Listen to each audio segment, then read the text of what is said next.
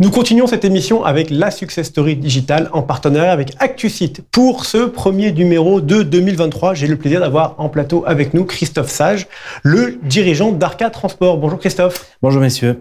Quand on a préparé l'émission, on a eu l'occasion d'échanger et vous avez un positionnement très atypique parce qu'à la fois vous êtes un courtier classique, 6 personnes en région parisienne, d'un chiffre d'affaires normal et pourtant vous faites 100% de votre acquisition sur Internet. Est-ce que vous pouvez m'en dire plus ? Alors c'est pas tout à fait 100%, mais c'est, on va dire, une grosse partie de l'acquisition de ma clientèle via Internet, via des sites spécialisés qui correspondent à mon activité depuis des années. Mais du coup, j'imagine que pour faire 100% Internet, vous devez faire des produits très grand public, de masse, genre de l'assurance santé, de l'assurance auto. Alors non plus, puisque ce sont des produits qui sont liés à mes activités. Donc, étant donné que je suis un spécialiste de l'assurance transport au départ, logiquement, je me suis dirigé vers l'assurance des poids lourds. On pourrait dire que c'est également un produit de masse, mais c'est pas un produit de masse au sens de l'automobile en général. Et c'est l'assurance poids lourd, toute activité confondue, tout type de clientèle confondue, que ce soit les professionnels ou les particuliers. D'accord, parce qu'on a beaucoup de vos confrères, quand on échange avec eux sur les leads sur Internet, qui nous disent finalement ça marche pas, les leads sont de mauvaise qualité, j'arrive pas à les traiter. Donc est-ce que vous pouvez nous dire un peu plus comment ça marche, comment vous les collectez, comment vous les transformez, enfin, nous révéler quelques recettes? Alors c'est une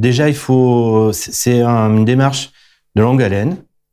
Le site par exemple Assurance Poids Lourd, comme son nom l'indique, c'est un terme générique qui avait été choisi en 2015.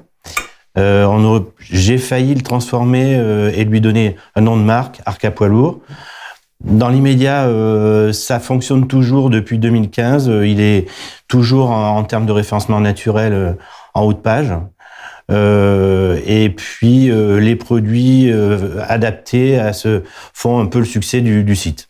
Voilà. Vous dites référencement naturel, oui. Ça veut dire que budgétairement, vous achetez peu de mots-clés pour... Si, en fait, je mixe les deux. À la fois le naturel est fait par mon webmaster. C'est un travail de tous les jours, tous les ans. On refait une refonte du site, on retravaille quelques pages. Et parallèlement à ça, j'ai campagne AdWords en permanence qu'on peut faire varier en fonction de la saison ou de la concurrence, ou plusieurs critères. C'est quoi, c'est 50-50 entre les deux?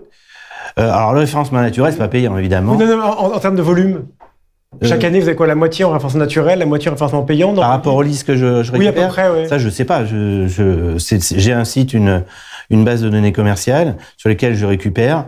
Et en fait, on sait que ça vient du site. D'accord. Mais je suis pas capable de dire, voilà, est-ce que... D'accord, le seul truc que vous pouvez savoir sur le site, c'est le trafic qui vient naturellement et le trafic que vous achetez. Exactement. Et en gros, quel volume de leads vous faites par an? Autour de 4000, un peu plus de 4000 par an. D'accord. Alors, du coup, pour revenir au traitement des leads, c'est un budget non négligeable, mais 4000 leads. Oui. Donc, comment vous faites, de ce que j'entends de vos confrères, le secret, c'est de rappeler les leads le plus rapidement possible? Oui, toujours. Il y a un certain volume par jour. Donc, chez moi, par exemple, il y a une personne qui s'en occupe toute la journée. Et plus vite on fait, plus mieux c'est, puisqu'on n'est pas les seuls, évidemment. Hein. Donc, sur les 3 ou 4 sujets qu'on traite, donc je disais l'assurance poids lourd, l'assurance marchandises transportées, puisque c'est mon domaine de prédilection, l'assurance des engins de chantier, et à une époque je faisais également l'assurance des VTC que j'ai abandonné compte tenu de la difficulté du marché. D'accord, voilà. Donc je suis client potentiel, je fais un lead chez vous, je suis assuré que dans l'heure ou dans les 2 heures, je suis rappelé. Voilà. Et si jamais vous n'arrivez pas à faire affaire avec moi, il y a beaucoup de leads, entre guillemets, des déchets, oui. Donc eux, de ce que je comprends, vous continuez à les traiter, à les analyser. Tout à fait, on les conserve. Alors dans le cadre légal, il y a une durée. Et on retravaille du emailing pendant 2-3 ans, 4 ans, etc. Voilà. Alors, il y a un sujet sur le traitement de la donnée, la conservation de la donnée, dont on parle beaucoup, c'est le RGPD ou la oui. RGPD. Comment ça se passe avec vous? Alors moi, ça se passe que tous mes devis déjà sont normalement traités de la bonne façon avec la documentation qui convient. Donc il y a une partie devis, puis ensuite une partie RGPD. Également sur les sites, toutes les mentions légales par rapport à ce sujet y sont vérifiées régulièrement.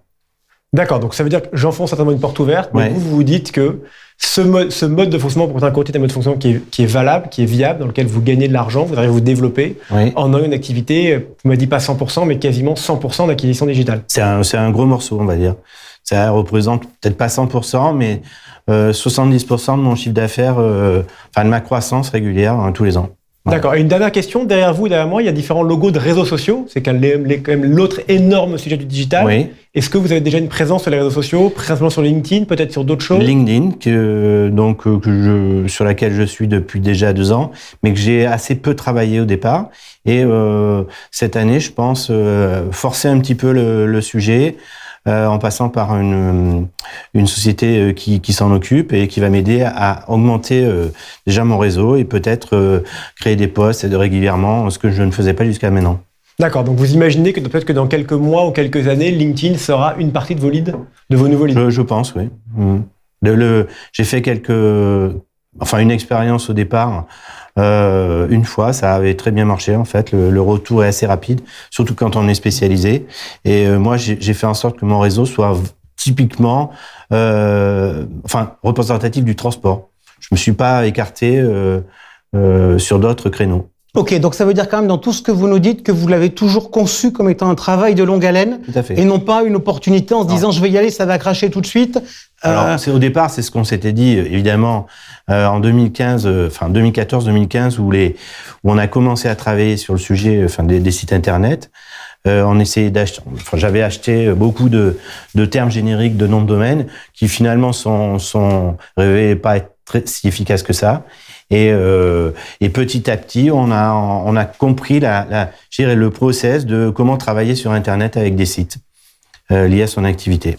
Christophe Sage, merci beaucoup. Je rappelle que vous êtes gérant de Arca Assurance Transport. Merci Georges. On continue de suite avec la Minute des Mutuelles.